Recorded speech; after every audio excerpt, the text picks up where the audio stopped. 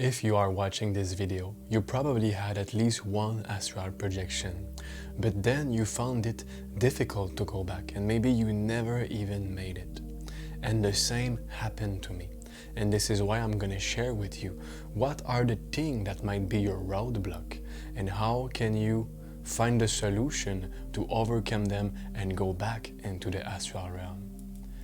To me, the first day that I ever learned about astral projection was not even to try to astral project. I simply heard a guru that I love very much, and he explained that one who is able to let his body and his mind fall asleep without his awareness being asleep, meaning that you are here but your mind and your body is asleep, then this person mastered death.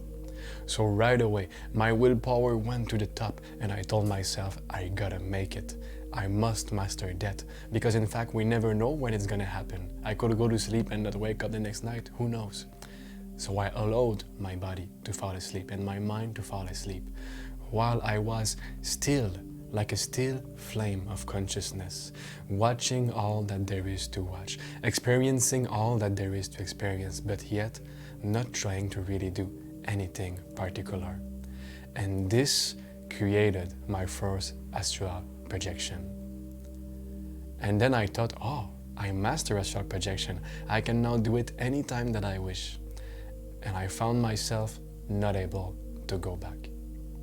And what was the biggest thing in my way was the idea that I know how to astral project just because I did it once. Another thing that was blocking me was that now that I had an idea on how it's happening, to me the way that it happened is I felt that I was going at a tremendous speed in a tunnel of light, and poof, I suddenly were in a new environment where my astral projection started. Therefore, I was kind of having expectation that the tunnel is gonna come. This is how everything is gonna start my astral projection. And because of my expectation, it was limiting me.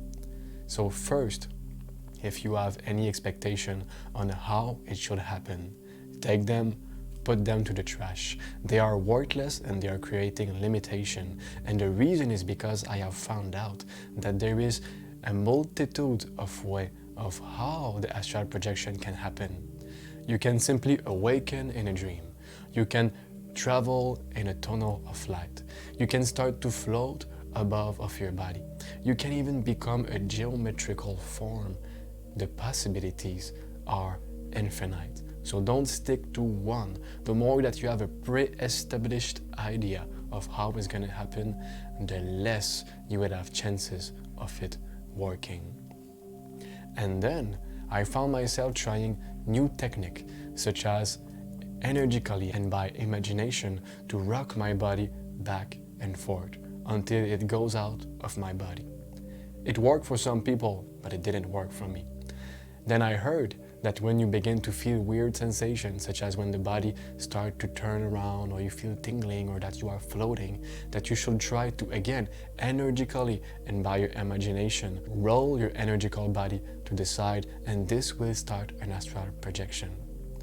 So my point with this is, the more that you start to have a bunch of different ways to make it happen, that you move from this to that to this to that, your mind is just becoming a tornado. You don't know where you're going anymore. The one who keeps changing path at every second is clearly not gonna get anywhere. So don't fall for this trick.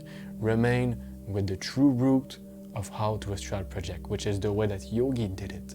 And if you wanna learn more about it, which was the way that I used to do my first astral projection, and not only my first, but every other that I had, then this video right here is going to explain to you how it works. And the reason that it is powerful is because you're not using imagination and all those American nonsense way. Instead, you are aware that astral projection is a natural phenomenon that happens every single night, and you allow it to happen. The only difference is it now happens naturally with your consciousness, so that your consciousness goes into the astral realm instead of you having a bunch of random dreams. So now that you are aware to not have a pre-established idea, which is limiting, And now that you are aware that you must not go to different path, continuously trying new way, you must stick to one way. This alone should be enough to help you. And you must also understand that it is a skills. Sometimes it will be easy, sometimes it will be harder. But if you truly practice this every single time that you go to sleep, at some point you will start to just understand it. And not really understand how to project, but you will understand how to go beyond the mind, how to go beyond the body. And as you tune yourself like a radio station at the right frequencies and you maintain it there, you will see that in a matter of seconds, you can become highly meditative, so calm within yourself that even 30 minutes of meditation for most people will not be enough. And you could make this happen in just 5 minutes because you learn to consciously tune your energy. This would also highly help you. Another thing that really created limitation and challenge for me is that at some point I thought that, I'm good at it, it's easy for me. So I started to no more lay in Shavasanas on my back like this, but instead to try by sleeping on the side because, you know, sometimes we get lazy and we love to sleep in destructive position. But this, I don't suggest it. You must really sleep on your back with no pillow or a neck pillow only.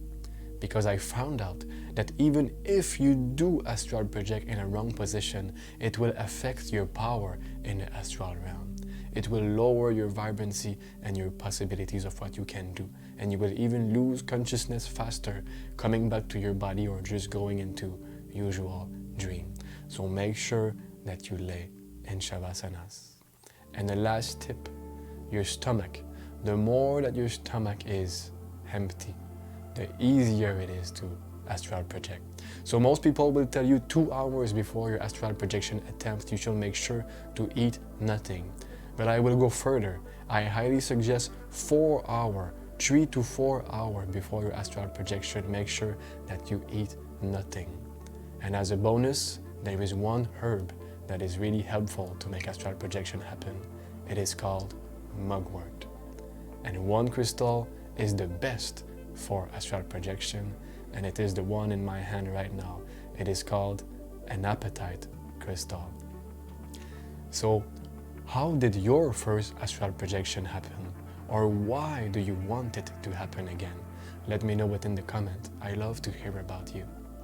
And if you found any value in this video that would truly make a difference for you to go back in the astral realm, or maybe perhaps to go for your first time, then I welcome you to like and subscribe because every week's new videos are coming your way.